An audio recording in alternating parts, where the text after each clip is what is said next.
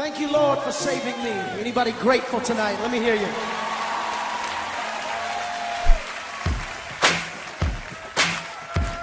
Put your hands together.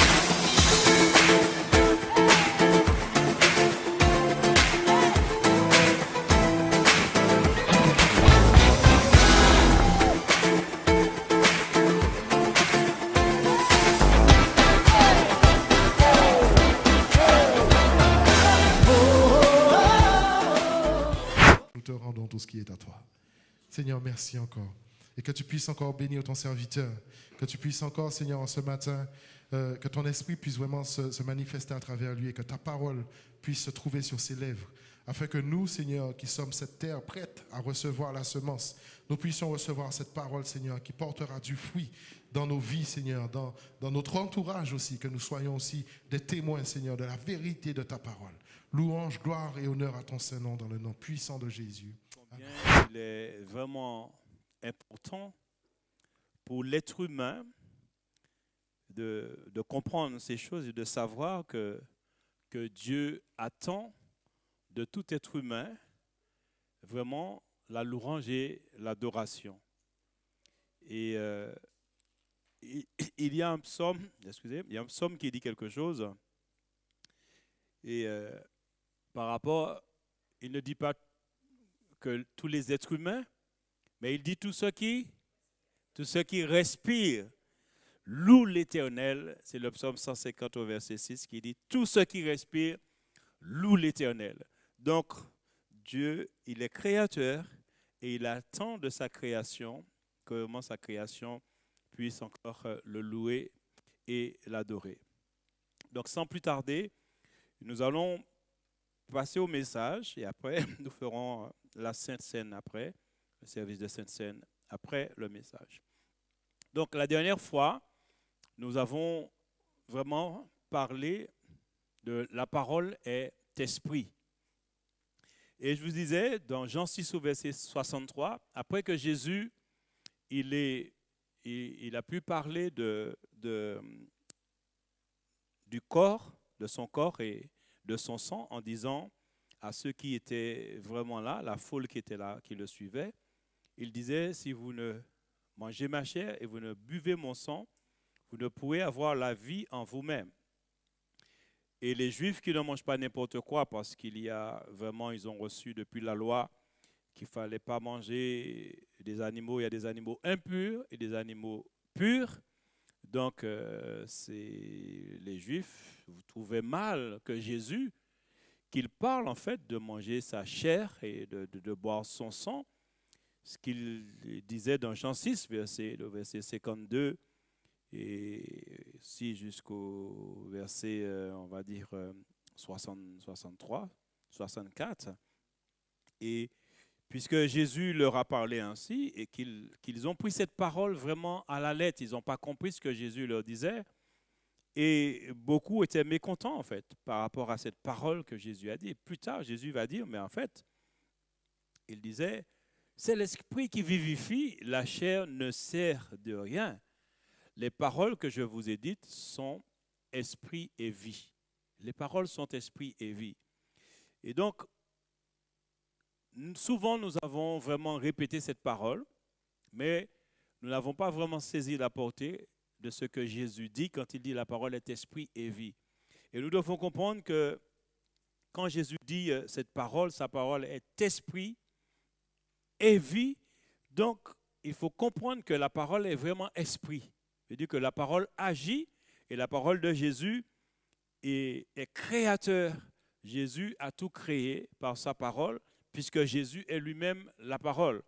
Et je vous disais que dans Jean chapitre 1 au verset 14, il est dit « Et la parole a été faite chair, elle a habité parmi nous, pleine de grâce et de vérité, et nous avons contemplé sa gloire comme la gloire du Fils unique venu du Père. » Donc Jésus est la parole du Père, est la parole de Dieu, donc venu chair, qui s'est manifestée en tant qu'homme, et c'est cette parole que les gens voyaient, qui est parole qui est devenue, qui est là en tant que personne.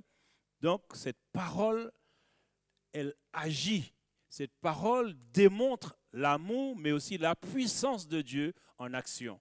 Or, quand Jésus disait cela, il permettait aussi à tous ceux qui allaient croire en lui comprendre que ceux qui aussi ont été créés à l'image de Dieu, donc les êtres humains, leurs paroles sont aussi esprit. La parole de l'homme est aussi esprit.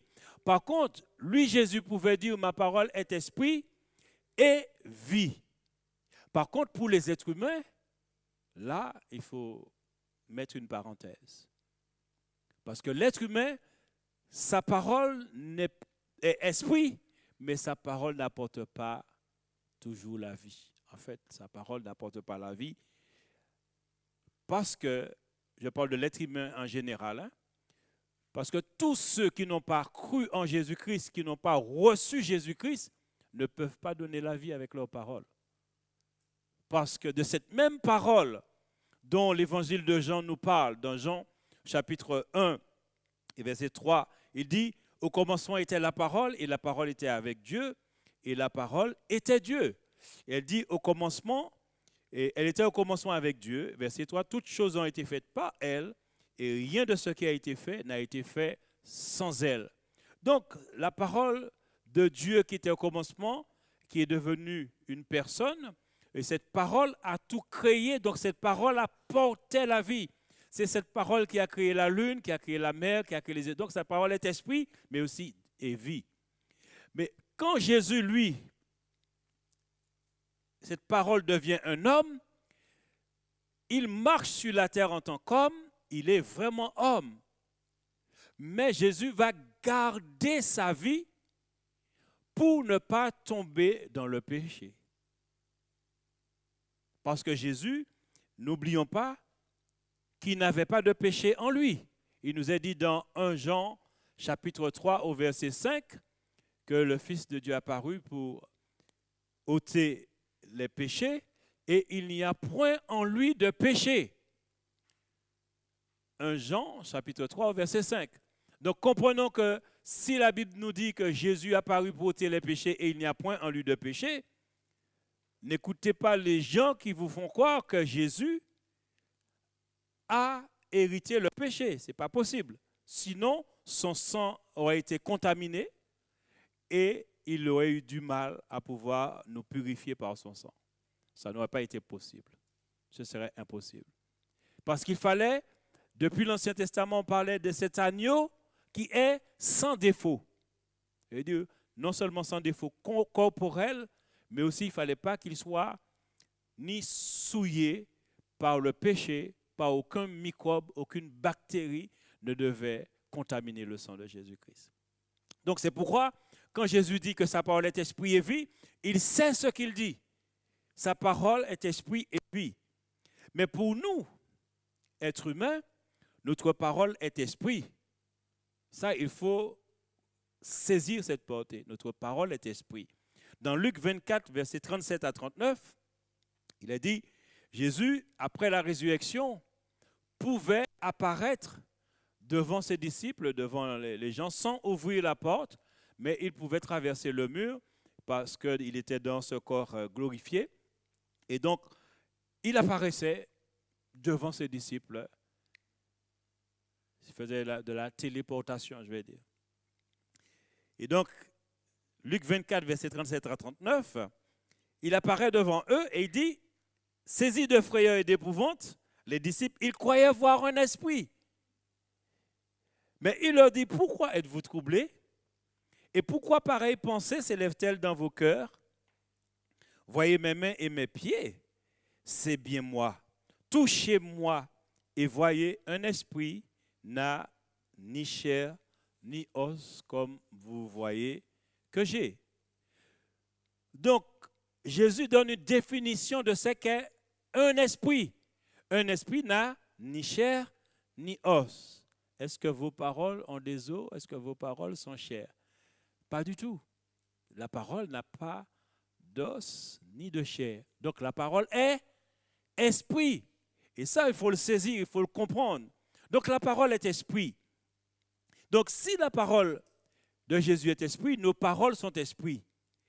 Et nous devons savoir que dans le monde des esprits, il y a des esprits méchants, il y a des esprits qui sont contre Dieu et il y a des esprits qui sont au service de Dieu. Donc, si nos paroles sont esprits, nous devons prendre en compte le monde des esprits et pour dire à quel moment ma parole est un bon esprit et à quel moment ma parole est un mauvais esprit. Et je ne parle pas seulement parce qu'on sait que les personnes qui n'ont pas Jésus, qui n'ont pas l'Esprit de Dieu, leurs paroles feront toujours des ravages parce qu'ils n'ont pas l'Esprit de Dieu en eux. Ils n'ont pas la vie de Dieu en eux. Donc, quand ils parlent, nous pouvons recevoir des flèches à tout instant, à tout moment. Et quand bien même un bon conseil que quelqu'un pourrait donner, derrière, il peut y avoir une mauvaise intention. Donc la parole peut sembler être bonne, mais c'est pour pouvoir mieux détruire plus tard. Parce que la personne n'a pas l'Esprit de Dieu. Parce que l'Esprit aussi est vie.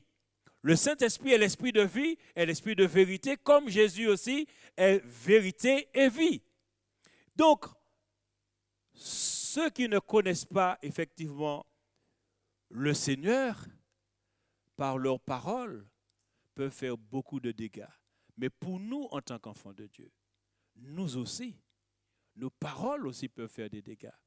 Parce que même si nous avons en nous le Saint-Esprit, même si nous sommes nés de nouveau, mais nous sommes encore dans une chair qui souvent a tendance en fait à reprendre les mauvaises habitudes. Il y a un combat entre la chair et l'esprit, ça veut dire entre l'homme, entre le vieil homme et la nouvelle créature. Il y a ce combat qui est vraiment de tous ceux et celles qui ont accepté Jésus-Christ. Nous devons arriver par la parole et le Saint-Esprit à pouvoir changer notre manière de parler. C'est pourquoi la Bible, dans Éphésiens 4, au verset 29, où l'apôtre Paul exhorte l'église d'Éphèse et nous aussi par la même occasion, puisque toute écriture est inspirée de Dieu, pour pouvoir corriger, pour pouvoir instruire, enseigner, pour que tous ceux qui aiment le Seigneur soient des personnes accomplies, des personnes qui deviennent matures. C'est pour nous amener dans la maturité spirituelle. Donc il est dit, il va nous dire, mais qu'il ne sorte de votre bouche aucune parole mauvaise, mais s'il y a lieu quelques bonnes paroles qui servent à l'édification et communiquent une grâce à ceux qui l'entendent. Donc, s'il parle ainsi, c'est que l'église d'Éphèse, ces personnes étaient nées de nouveau, étaient remplies du Saint-Esprit, mais il arrivait en fait qu'il y avait des paroles qui sortaient de leur bouche et qui pouvaient blesser leurs semblables, leurs prochains, les frères et les sœurs. Parce que même si nous sommes nés de nouveau, mais nous sommes toujours dans cette enveloppe charnelle. Et oui. Et l'ennemi aussi le sait. Et c'est pourquoi, comme il sait que la parole est esprit, bien souvent aussi, il crée des situations pour que nous réagissions pas selon le Saint-Esprit, pas selon la nouvelle création, puisque la nouvelle créature, lorsqu'on a accepté Jésus-Christ, on est une nouvelle créature. Dans la nouvelle créature, il n'y a pas de péché. Vous êtes d'accord avec moi? Donc, si vous êtes d'accord avec moi, vous êtes d'accord avec la parole. Parce que la nouvelle créature, ce n'est pas une créature qui vient de l'homme. C'est une créature qui vient du Dieu Tout-Puissant. La nouvelle créature, c'est le miracle de Dieu de faire des personnes comme nous, qui marchaient comme bon leur semblait, qui marchaient selon, comme il est dit, nous étions des païens. Et ce que la Bible dit, les païens, ce sont des personnes donc, qui ne sont pas juifs, mais aussi qui ne connaissent pas le Seigneur. Comme il nous est dit dans Éphésiens chapitre 4, et vous voyez un peu ce qu'il nous est dit, au verset 17, « Voici donc ce que je dis et ce que je déclare dans le Seigneur, c'est que vous ne devez plus marcher comme les païens qui marchent selon la vanité de leurs pensées. Ils ont l'intelligence obscurcie, ils sont étrangers à la vie de Dieu à cause de l'ignorance qui est en eux, à cause de l'endurcissement de leur cœur. Et il dit encore, ayant perdu tout sentiment, ils se sont livrés à la dissolution pour commettre toute espèce d'impureté jointe à la cupidité. Mais vous, il parle pour des enfants de Dieu, ceux qui ont reçu l'Esprit de Dieu, ceux qui ont accepté Jésus-Christ, il dit, mais vous, mais nous, ce n'est pas ainsi que nous avons appris Christ. Si du moins vous l'avez entendu, et si conformément à la vérité qui est en Jésus, c'est en lui que vous avez été instruits. C'est ce que la parole fait tous les jours, chaque fois que nous entendons les messages, chaque fois que nous allons dans la parole et que le Saint-Esprit nous conduit dans toute la vérité. Donc, il nous instruit à nous dépouiller, eu égard à votre vie passée, du vieil homme qui se corrompt par les convoitises trompeuses. Donc, la parole nous instruit à ne plus faire cas du vieil homme, ce qui veut dire des mauvaises habitudes et attitudes. Ah oui. Donc ça, c'est l'enseignement que le Seigneur nous permet de saisir. Pourquoi?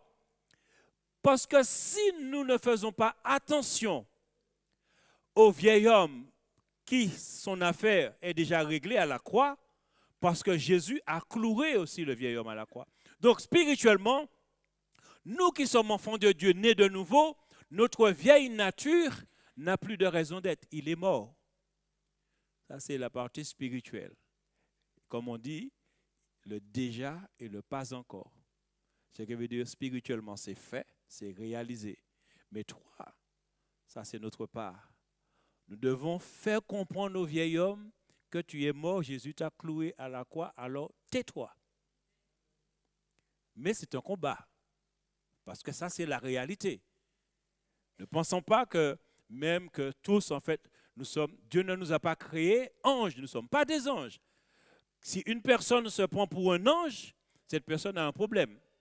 La personne est dans l'orgueil spirituel.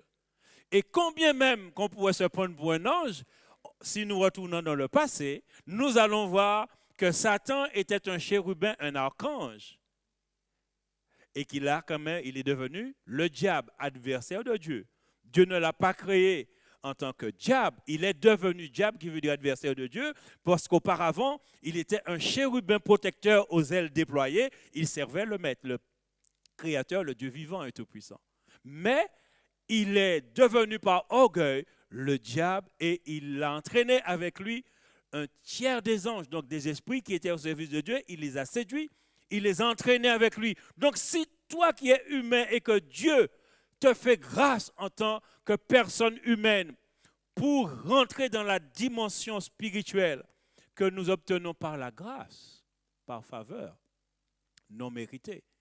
Nous ne le méritons pas, mais c'est Dieu qui nous fait grâce. Quand Dieu nous permet d'entrer dans la grâce, c'est à cause de tout ce que Jésus a fait et a accompli.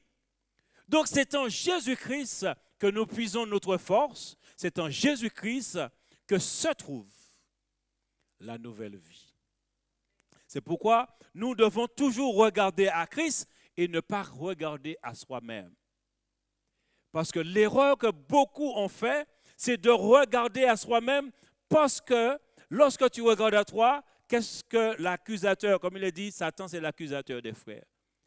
Mais lui, il ne peut plus accuser quelqu'un dans le ciel parce qu'il a été précipité sur la terre. Il ne peut plus monter là-haut comme il faisait au temps de Job parce que Jésus n'était pas encore mort et il n'avait pas encore purifié le ciel par son sang précieux. Et comme il est dit dans l'Apocalypse, nous avons vaincu l'ennemi par le sang de l'agneau et la parole de notre témoignage. Je veux dire, le sang est une barrière que Satan ne peut pas franchir.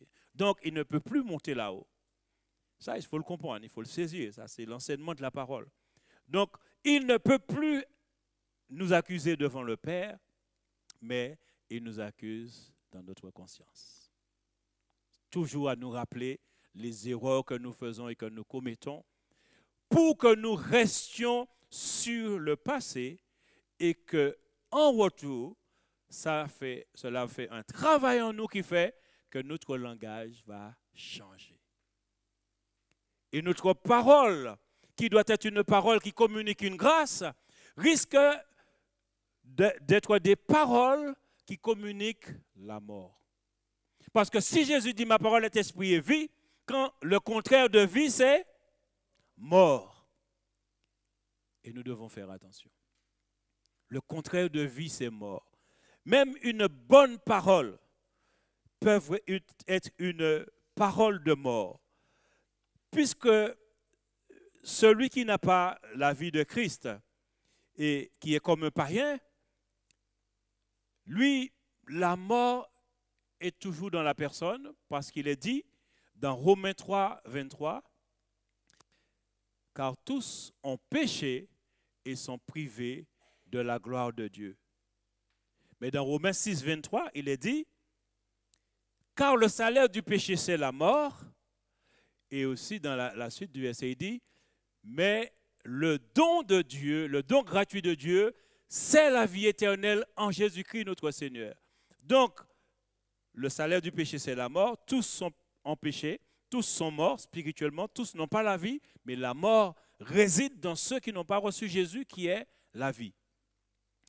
Et donc, ceux qui ont reçu Jésus, le don gratuit de Dieu, qui est Jésus-Christ, ont reçu la vie. La vie éternelle est en nous. Mais comme je le disais avant, nous sommes nés de nouveau, nous avons la vie, nous avons le Saint-Esprit, mais nous portons, parce qu'il faut comprendre que ce corps-là, c'est un véhicule. Ce corps-là est un véhicule. Donc, chacun de nous, selon notre façon d'être, on peut être soit une Ferrari, soit une Mercedes, ou encore un camion, ça dépend, mais c'est un véhicule. Parce que dans la nouvelle créature, elle est parfaite. Elle est parfaite. Elle est à l'image de celui qui a créé, à savoir notre Dieu Tout-Puissant, Jésus-Christ. Tel il est, tel nous sommes. Donc la nouvelle créature en nous est toujours prête à porter une parole de vie.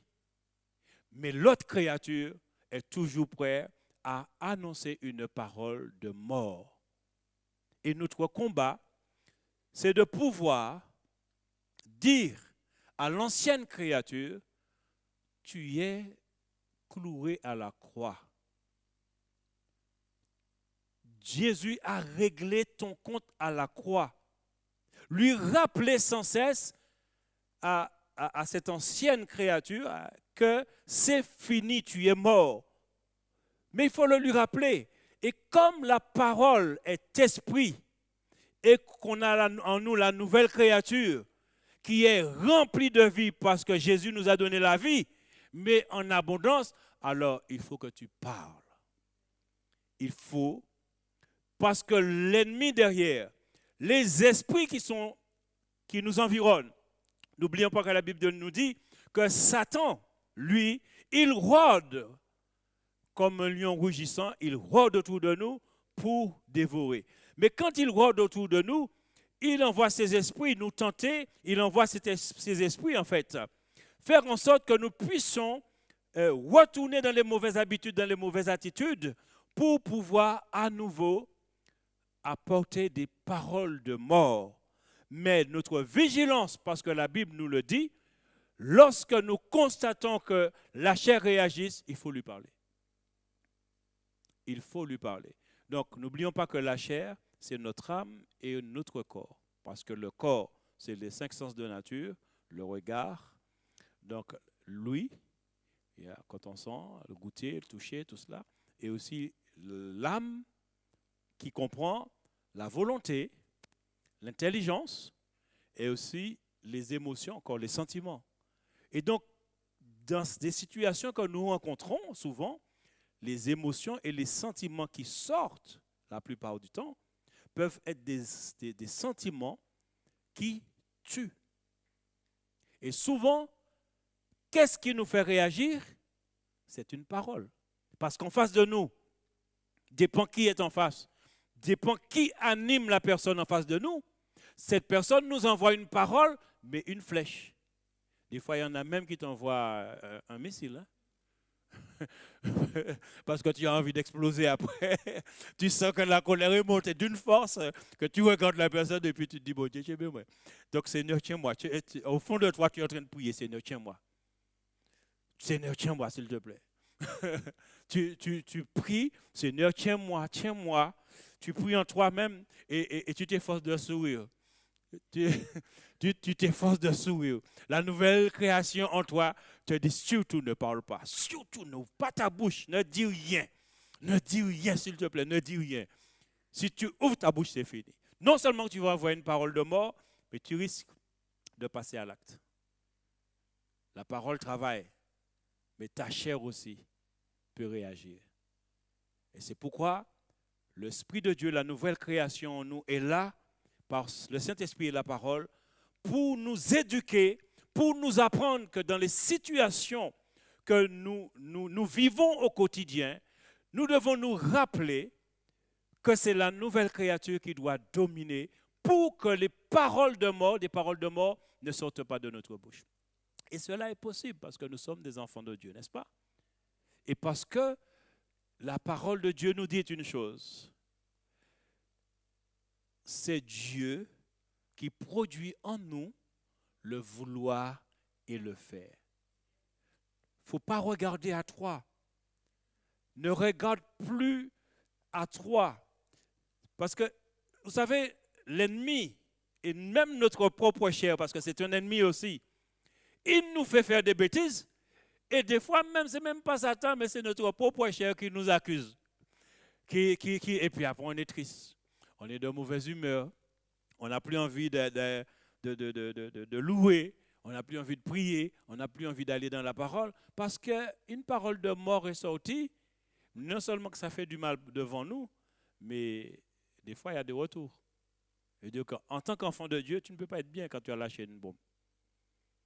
Tu ne peux pas être bien. Si tu es un enfant de Dieu et que tu as dit une parole et que cette parole qui est esprit, c'était une parole qui fait un travail, mais négativement, donc quand tu vas lancer ta parole, la parole, l'homme nouveau où réside le Saint-Esprit est obligé de réagir et de dire, qu'est-ce que tu as fait? Parce qu'avant d'agir, tu as entendu, il y a une parole qui a été prononcée. Des fois, quand la chair a pris le dessus, on n'entend pas l'homme nouveau. L'homme nouveau parle, hein, mais on n'entend plus parce que la chair a pris le pas. Et donc, la parole de mort va sortir. Mais le Seigneur est là pour nous aider, pour nous faire comprendre que dans sa miséricorde, Dieu est un Dieu miséricordieux. Il a déjà tout accompli et par son esprit, par la parole,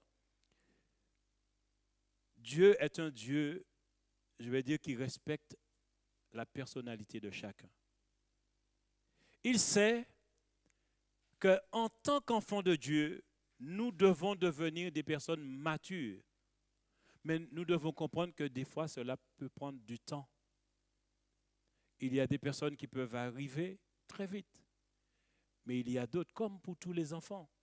Nous sommes, en tant que parents, nous avons des enfants et on a des enfants qui sont très obéissants et qui obéissent et qui arrivent très vite, qui comprennent très vite.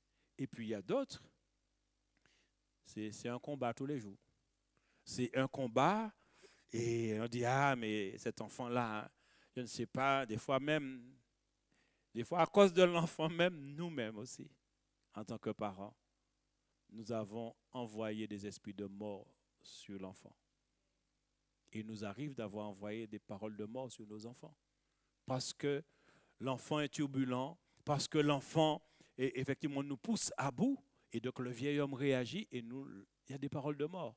Et je vous disais la dernière fois que beaucoup de situations, on a pensé qu'on a jeté un mauvais sort à notre enfant, alors que c'est nous-mêmes qui avons parlé. C'est nous-mêmes qui avons détruit notre enfant. Et c'est pour cela qu'en tant qu'enfant de Dieu, avec ces enseignements que Dieu nous apporte, une chose à faire, Dieu dans le royaume, il y a un fonctionnement de le royaume de Dieu, ce que la Bible nous dit qu'il faut se repentir. Donc changer de mentalité, reconnaître à quel moment que j'ai dit une parole qui a bloqué mon fils, qui a bloqué ma fille, à quel moment que moi-même aussi, j'ai pu dire une parole qui m'a bloqué, pour pouvoir demander pardon à Dieu, renoncer à cette parole et annuler le processus de cet esprit. Parce que lorsque nous proclamons une parole, c'est un esprit. Donc, l'esprit part. Et il faut qu'il arrive à toucher son but. Il travaille. Hein. La parole travaille. C'est un esprit. Ne pensez pas que... Non. Pour pouvoir l'arrêter, il y a un mécanisme spirituel. C'est à nouveau de reconnaître qu'on a lancé une parole qui est un esprit qui va faire du mal, qui va détruire, soit moi, soit mon épouse, soit mes enfants, soit un collègue, soit un ami, soit une amie. Et donc, il faut, quand on a pris conscience de cela, demander pardon à Dieu et dire, je renonce à cette parole et je brise cette parole qui est sortie de moi et qui va faire du tort à mon prochain. Et il faut briser cette parole. Il ne faut pas laisser cette situation comme ça, surtout lorsque Dieu, le Saint-Esprit, nous rappelle. Parce que bien souvent, lorsque nous voulons progresser avec Dieu, le Saint-Esprit ne laisse pas les choses du passé traîner. Hein.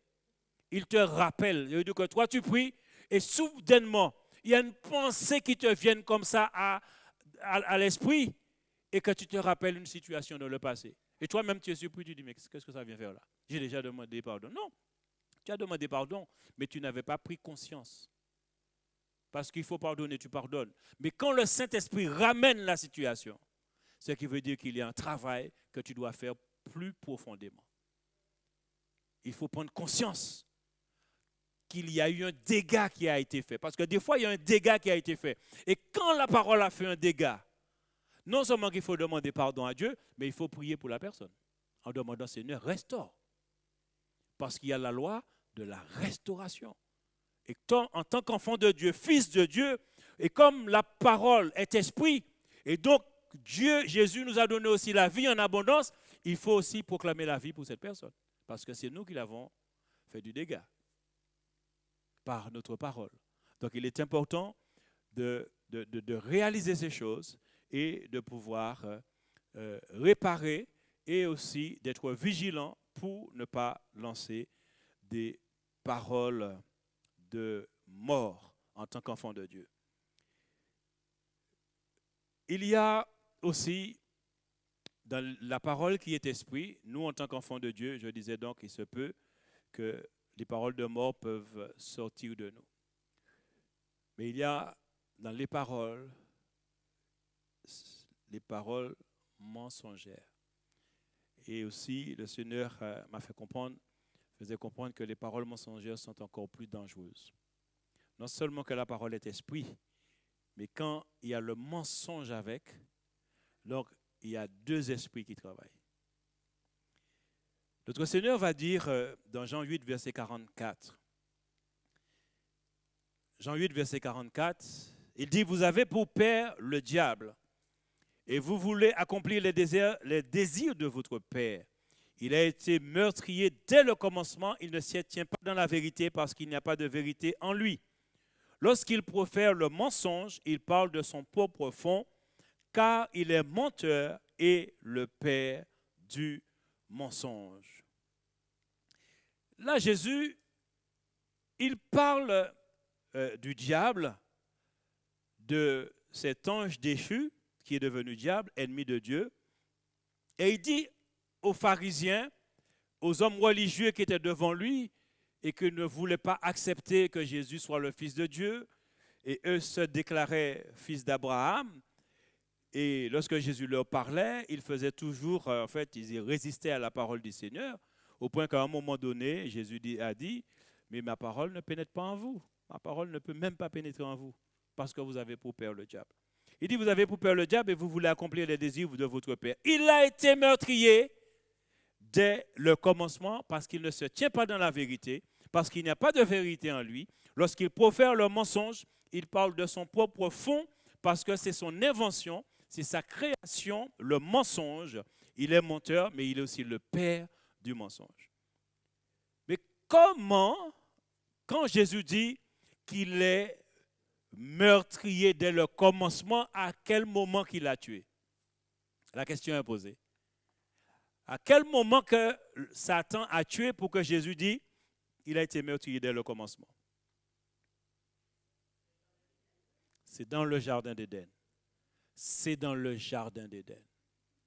C'est là qu'il a tué. Et avec quelle arme? un fusil, un bazooka, avec quoi?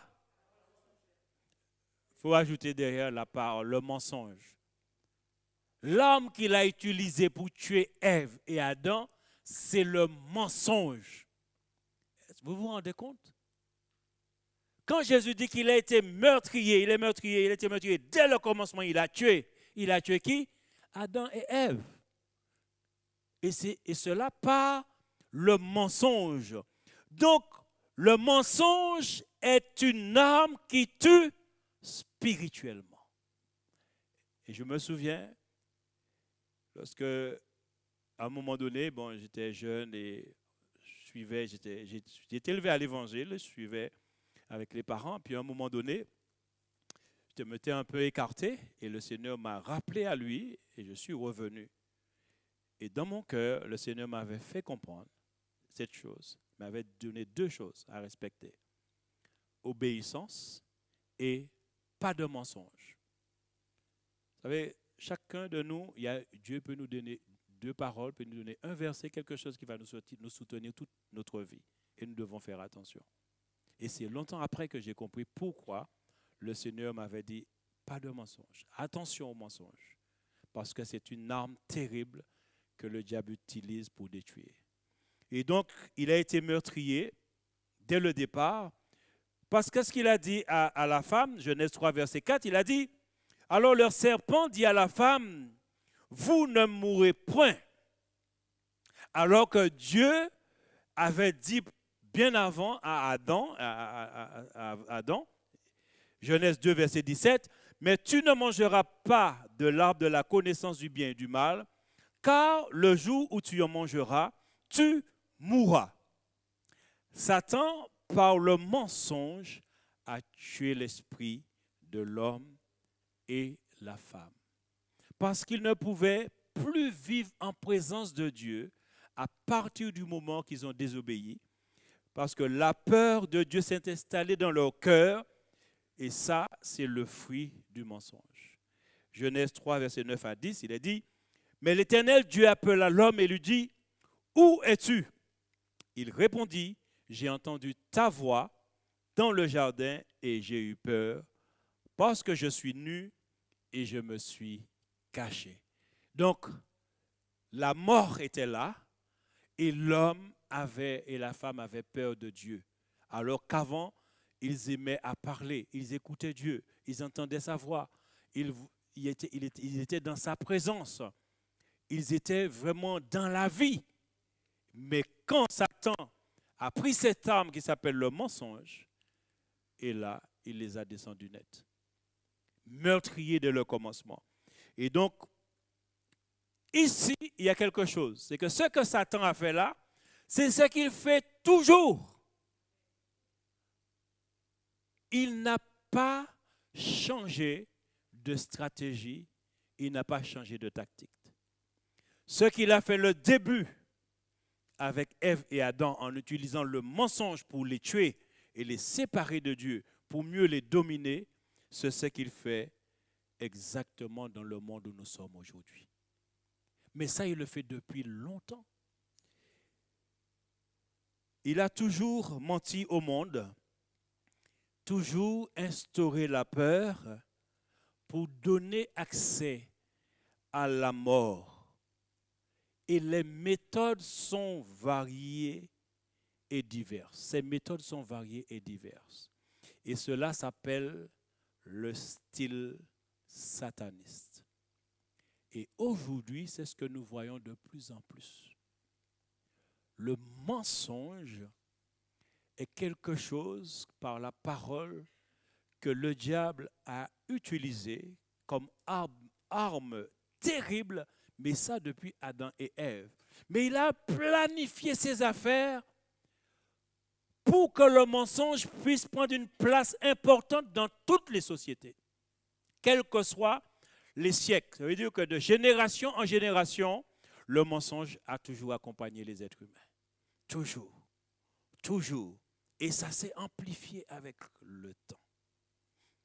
Nous allons nous arrêter là, parce que c'est un message, un enseignement que je vais continuer par la suite. Mais nous devons donner gloire à Dieu parce qu'il est une chose. Pour contrer le mensonge, Dieu a fait une chose. Satan n'a pas changé de tactique, mais Dieu non plus n'a pas changé. Il ne change pas. Lui, qui est la vie, qui est la vérité, il nous a donné aussi la vérité, la vie, le chemin qui s'appelle Jésus-Christ. Donc, il y a de l'espoir, non? Alléluia, que son nom soit béni. Good and your mercy endure forever.